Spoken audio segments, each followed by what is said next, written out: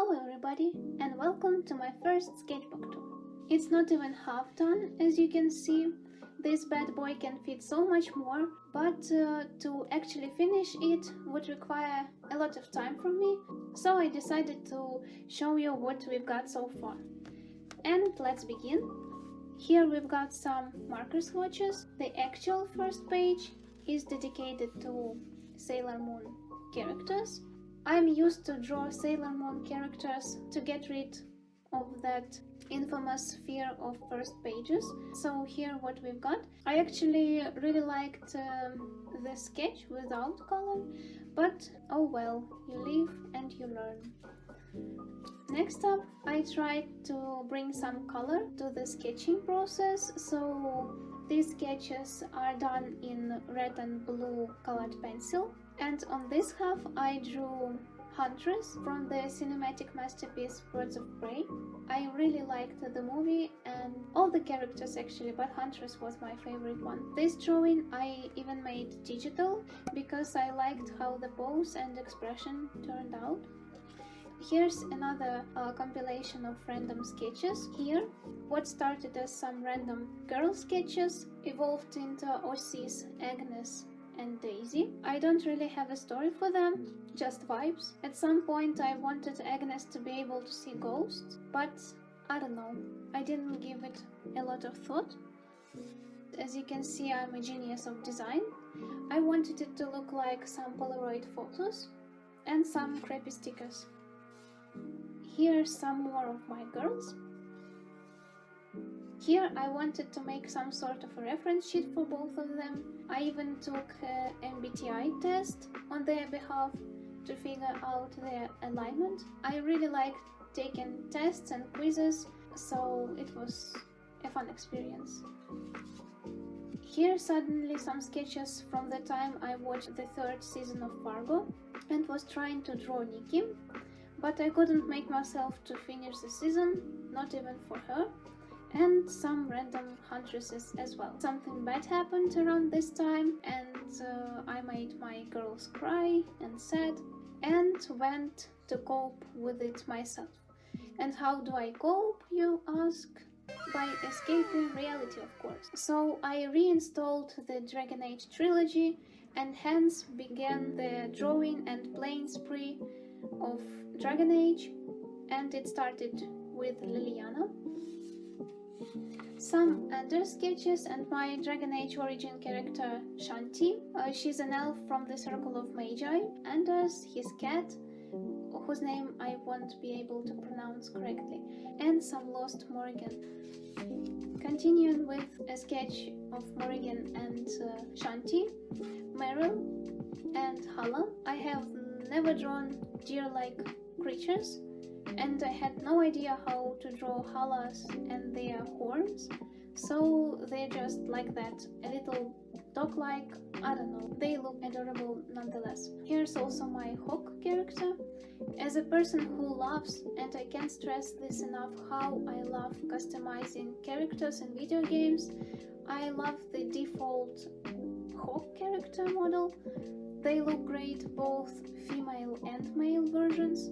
So here's my Elizabeth Hawk and some Solace. This character I don't really like, so I just basically make fun of him and his bald head. I'm sorry. Here's a compilation of Dragon Age 2 characters: Anders, Hawk, Isabella, Fenris and Meryl. On this side is my Dragon Age Inquisition character Enril, the bestest himbo in all Thedas, Alistair, and some Meryl sketches inspired by Our Lady of Sorrows images. These hands I will never be able to draw again, I'm sure. This spread is what I call it Antiva crew. Zevran, who's a necessary dramatic, as always, and a cinnamon roll diplomat, Josephine, from the Dragon Age Inquisition. Bringing back the first game and my fixation on Shanti and Alistair, it's almost impossible for me not to romance Alistair. When I first created Shanti, I wanted her to romance someone else, but then a banter with Alistair happened and I understood. Oh shit, Here we go again. I'm going to romance him again. So here they are, sitting at the camp, and I don't know, being dorks and being adorable dorks together. Here I've got some sketches of Enriel and a small Hala with her from her Dalish days, and some angst with Shanti and Alistair when Shanti saw a recurring nightmare of the Darkspawn approaching. Suddenly, some cyberpunk-inspired sketches. My friend and I were watching a YouTuber who played the game when it was released, and we had some brief discussion how our characters could have looked like, and I tried to sketch her and myself. This half is my character, but I'm not really vibing with it, and this is her character. I colored this sketch digitally and gifted it as a birthday present for my friend. So if you're watching, hello, this is how it started. And back to the Dragon Age. Technically, there should also be Anders and Solus, but I liked how Meryl and Morrigan turned out and was afraid to ruin the spread, so it's ladies only game, and good for them. Here's a sketch of Isabella, and I made my another friend to make her own Dragon Age character, so she made a Kinari mage, Hira.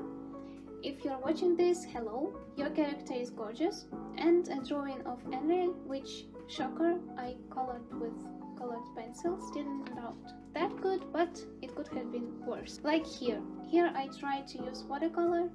I saw people coloring their sketches with such ease and such grace, but as for me, I have no idea how to handle this medium at all, no matter how many times I try, so I left it as it is. And here I tried and failed. I guess this is a failure spread.